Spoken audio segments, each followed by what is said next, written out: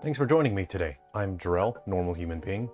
I make video games for a living, and I'm glad you're here. Today I wanted to share with you my thoughts on the recent Switch 2 leaks. Well, we're saying Switch 2, but we don't really know what it's going to be called. I just want to share my thoughts as a developer on my wish list for features for the upcoming Switch. So, I like to jokingly guess what the name will be for the new Switch. I think it would be funny to guess the worst possible names, so I kind of like either Switch, but with U in the middle, replacing the I with a little umlaut. So you know how they had Wii and Wii U, so I think the Swooch would be fun, but I want the U with the umlaut, the two little dots, so that the U looks like a smiley face. And I think a smiley face would cheer people up. So I'm voting for Swooch, but there's also Switch 2, but the 2 is in the middle, replacing the I. So it would be the Switooch, and then there's also replacing the I with two I's. So it would be the Sweech, which I think would be the most confusing for people and the worst possible option. So those are my guesses for the name. I'm really hoping it's the Swooch, it's the U with an umlaut. So just as a precursor here, I don't know anything about Nintendo's new hardware.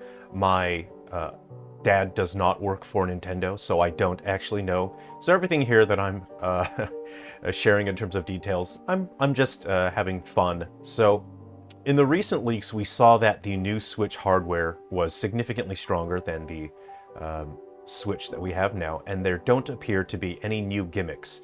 I have seen people guess that there may be a microphone, which I would be very happy to use as a developer.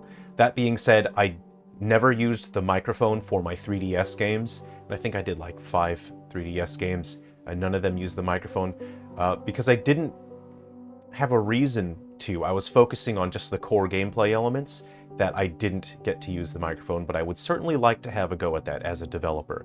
So as my wish list for the new Switch, or the Swooch as I'm going to refer to it, is this is my biggest requested feature. I don't want to use the word desperate, but I would very much like this feature, is wireless video broadcasting to the TV.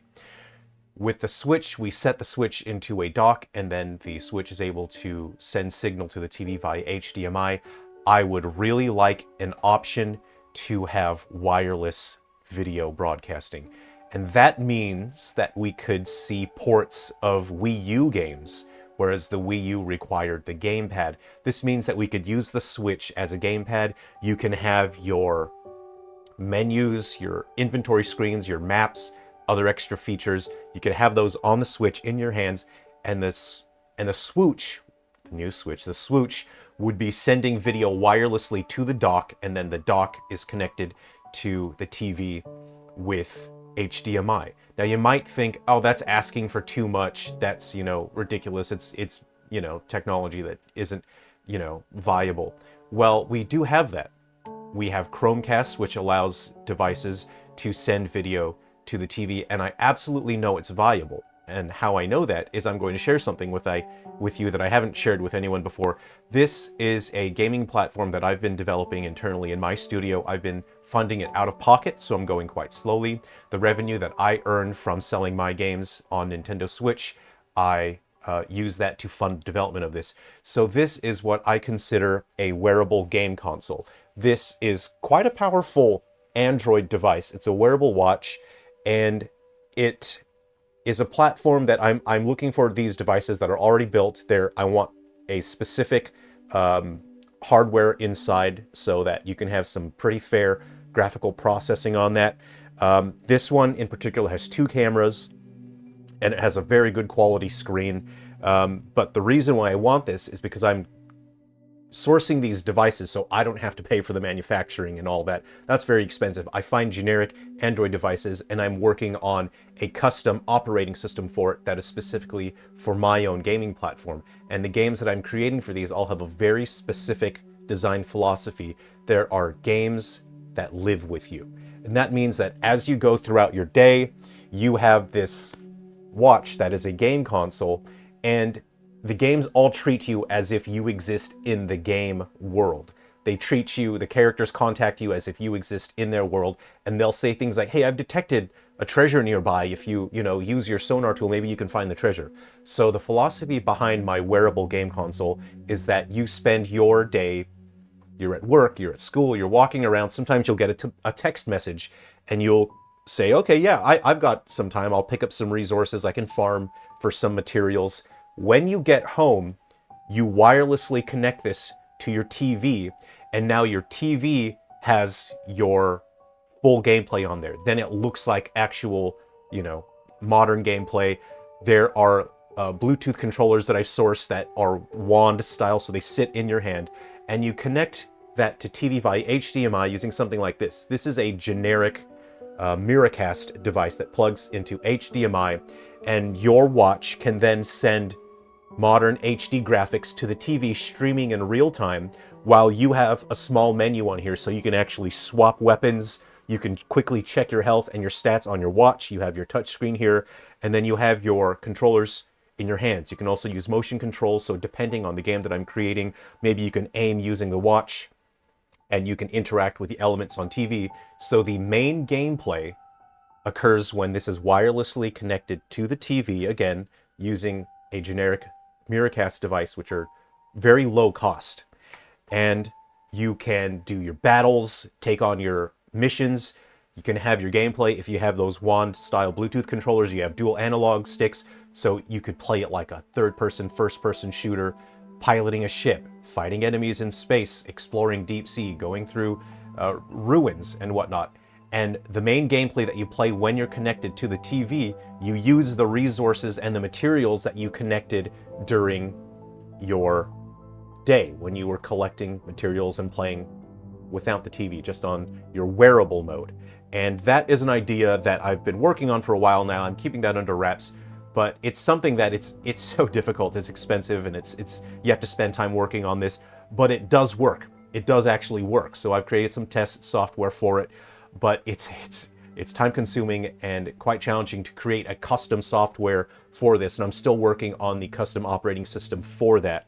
Now, I know that it's important to take into account that gamers come in all shapes and sizes, and I'm not a woman myself, but I do know that women don't want to walk around with the Omnitrix on their wrist, and so I've also sourced hardware that is significantly slimmer.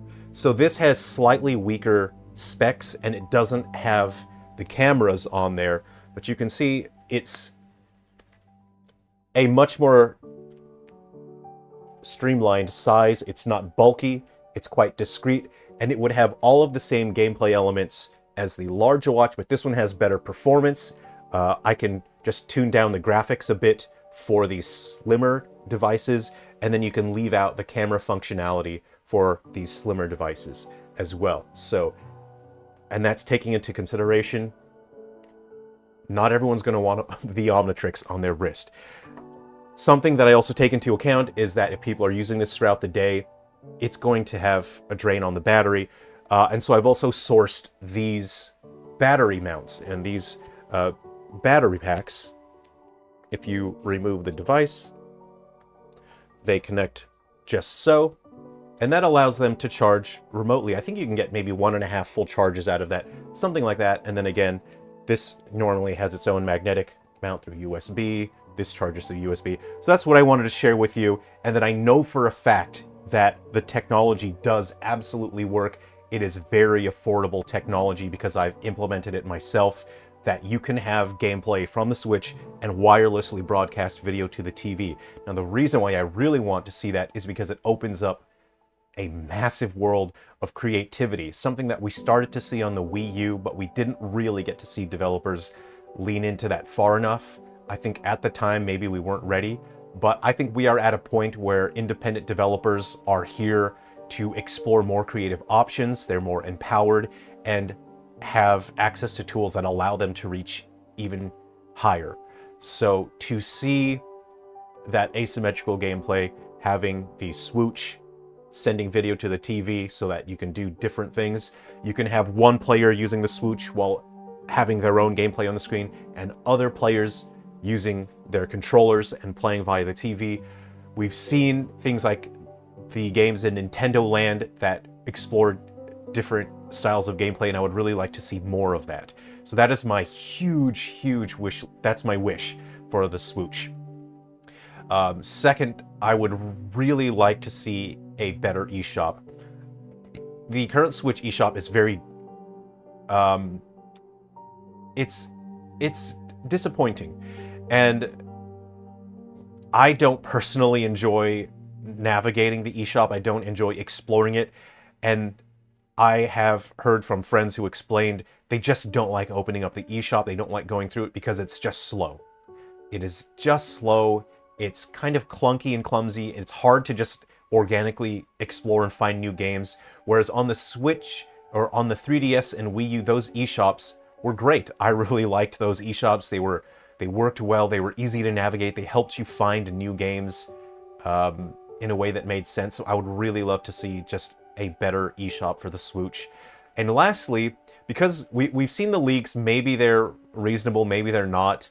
I'm going based on what if those are real. I think maybe there's still potential to have a front-facing camera. You know, there's always a bezel along the screens. Stick the camera in the corner, you know. There's so much we could do with a camera, from taking and sampling color data and then translating that into gameplay elements. Something that I wanted to do on the Wii U, but I wasn't able to do because I was focusing on other projects that wouldn't have used this feature. But I wanted a way to sort of sample the colors, like turn the camera on and it would sample the colors that are in the scene, and then it would generate a magic spell based on the colors and the composition of the photo that was being taken. I would just love to see a camera implemented on the Switch 2. Those are the things that I would really like to see on the Switch. Again, lastly, okay, let me just add this one. I want to use Hall sensors on the analog sticks for the Joy-Cons. Please. Please. I beseech you to please use Hall sensors on the analog sticks and then the Pro controllers. I greatly enjoy Smash Bros, and my controllers don't survive the rigors of Smash Bros. And sometimes I'll want to recover to the stage and my character will do a down air and stall and fall off stage because of the analog stick. So this is something that we probably wouldn't be seeing if we had Hall effect sensors for the analog sticks. So for the new Joy-Cons, I would really like to see better technology for the analog sticks. Thanks very much for watching. I hope you enjoyed that. And if you would like to see more information about the Switch 2 leaks, I'm not going to discuss them, but I'll link to some YouTube channels that have discussed them. I'll put those in the comment section. If you would like to see some information about the games that I've created and that you can pick up, if you're interested in that, I'll put links in the description. I won't discuss it here. Thanks for watching. Please take care of yourselves. I'll see you next time.